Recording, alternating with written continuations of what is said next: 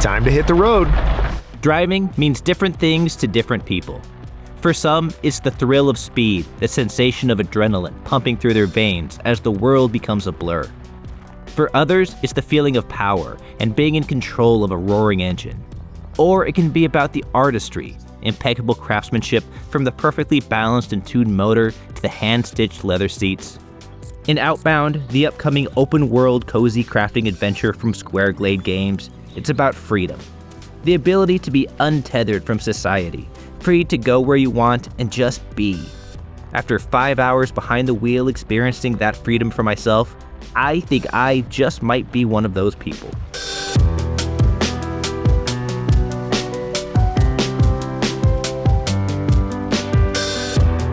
I drove until the gray of the city faded from my mirrors. Now, the open road and this camper van are all I call home. These simple thoughts are all that greet me as I wind my rustic, microbus-like vehicle through the wooded roads. Flanked on each side by walls of rock, I find a viewpoint after one final bend and step out to survey the scenic valley stretching ahead. With blue skies overhead and chirps of birds filling the air, I take in the forest stretching all around. A small number of structures dot the landscape, with a ranger station nearby, a raised drawbridge further ahead, and the silhouette of a windmill adorning a far-off hillside. The goal of Outbound, as best I can tell, is just to live. I don't mean that in a things are trying to harm you way. Rather, you are here to build a life in nature, and within your trusty camper van. There are objectives. My first few are to visit a nearby fire lookout and craft some essential tools, but those seem to be more about encouraging exploration and teaching me how to survive rather than missions focused on advancing a predetermined narrative. I'm here to see the sights, see to the needs of my character in my van, and wake up each morning ready to find my own adventure in this survival sim high in coziness and low in life-threatening stakes. The road is blocked by a broken barrier arm, so I decide to explore a bit more. A small signal tower made of truss nearby draws my attention. As I arrive at the base of the tower, I find a computer terminal that allows me to log in and trade in a ticket in my back pocket for the blueprints to craft a hammer and wrench. As I return to the van, I notice a supply crate filled with wood, a campfire to light with it, and some metal scraps strewn about the ground. I take those bits of metal to the workbench built into the rear compartment of my van, craft a wrench to repair the barrier, and resume my journey through the tight switchbacks into the valley, toward the fire lookout.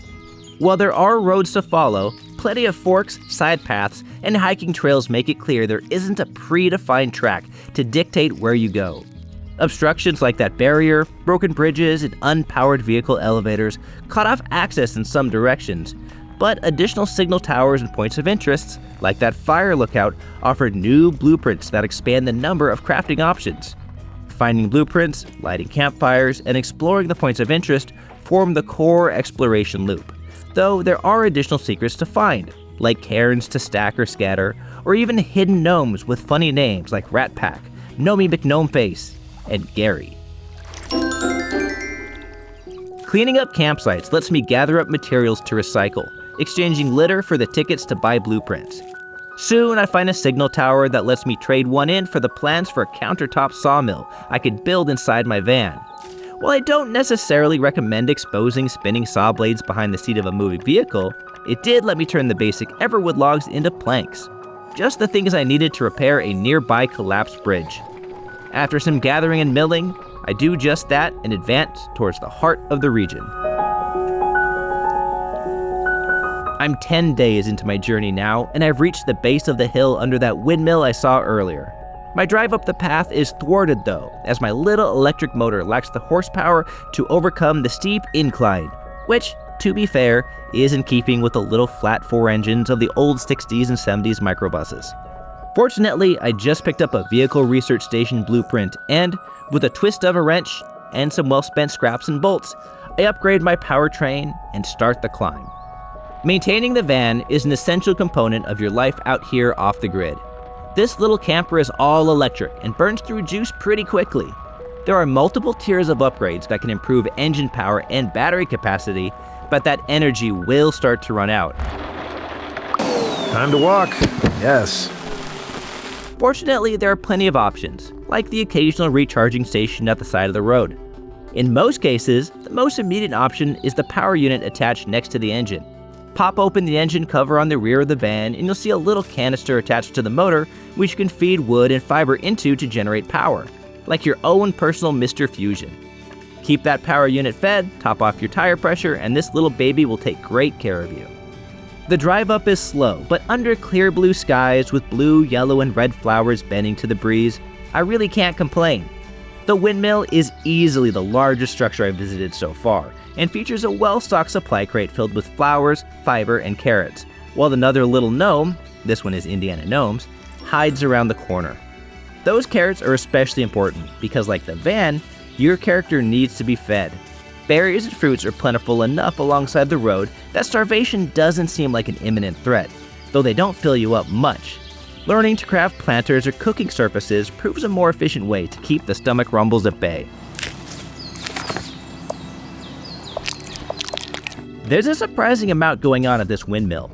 The big blades on the front of the building aren't turning, and fixing that is a structure-spanning puzzle involving spinning floors, lining up ladders, and climbing bookshelves to find hidden buttons. As I reach the top and spend my remaining scrap metal on repairs, the blades begin to turn, opening a door blocking a blueprint to download. Everything is going smoothly until I take one wrong step next to an opening in the floor and drop to the story below with a painful grunt. Ugh! Ouch. I lose a good-sized chunk off my health bar for the first time. While there aren't any hazards specifically out to cause you harm, that doesn't mean you're invincible. Overly ambitious jumps and falls like the one I took at the mill can chip away at your health, and if you don't keep up on your hunger, starvation will start sapping your life away too. You won't necessarily die, but if your health bar runs out, you will faint and lose a day while you recuperate, starting again with a quarter of your health restored. Fortunately, you can find ginseng in many supply crates, which heals you, and a good night's rest can work wonders. I park my van at a recharge station at the base of the hill and do just that. A fresh new day. I've been exploring for just over 2 weeks now, and I've accumulated quite a few blueprints. Most of my tools are upgraded, and I've visited all the nearby landmarks. With a cargo hold brimming with crafting materials, I decided it's time to put them all together and really trick out my van. Your camper van is more than just a means of transportation with a bed in the back. It's your fully customizable home away from home. The rack on the roof is nothing short of a miracle, allowing you to build out, up, and all around, then folding it all up neatly when it's time to hit the road again. The biggest limitation is weight capacity, though, like the engine itself, that can be upgraded over time. I start to lay out some basic wood flooring in a rectangle that extends beyond my van in each direction. I built plenty of houses in other survival games, so even my shoddy first attempt comes together well enough as I build up walls, tack on a roof, and close off the ends. It's not very fancy or creative, but it's home. It's also very supply intensive, and I find myself out of logs fast.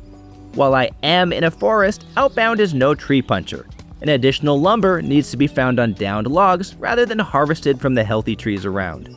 I appreciate the lack of clear cutting, as it's very in line with the overall one with nature conservationalist slant, but it does mean that supplies aren't as plentiful as you'd find in a typical Minecraft server or grove in Once Human, and I find myself scouring the countryside for every usable bit of wood. I'm lucky no one else is around. If they saw the way I slam on my brakes and run out into a thunderstorm to excitedly grab a single log, they'd probably have me committed. Some more supplies for crafting. But such is the life of a craftsman. As I finish the structure, it's time to start putting the space to work. I drop a trio of solar panels on a platform above the cab, allowing the van to slowly charge while it's parked and fully deployed. Inside, I set up counters for all the various machines I have the blueprints for, allowing me to sew, stamp out bolts, and smelt ore into metal sheets. Add a chair, a tasteful end table, and some candles, and this space is looking cozier already. Admittedly, it's pretty rustic. The whole thing looks like it's made of recycled pallets, but I'm happy with it for a first draft. Though in my head, I'm already drawing up plans for when I unlock fancier construction options, like glass windows and metal siding. I think a balcony covered in planters growing crops would look sharp above the passenger seat. But that's a project for another day. For now, I pack up, slide into the driver's seat, and hit the open road. My batteries are full, and I've got a whole day of adventuring ahead of me. You won't need to wait much longer to take the wheel yourself as Outbound pulls up to PlayStation 5, Xbox, Nintendo Switch, and Steam on April 23rd. For more previews of the biggest upcoming games, don't miss our recent looks at Saros and Masters of Albion.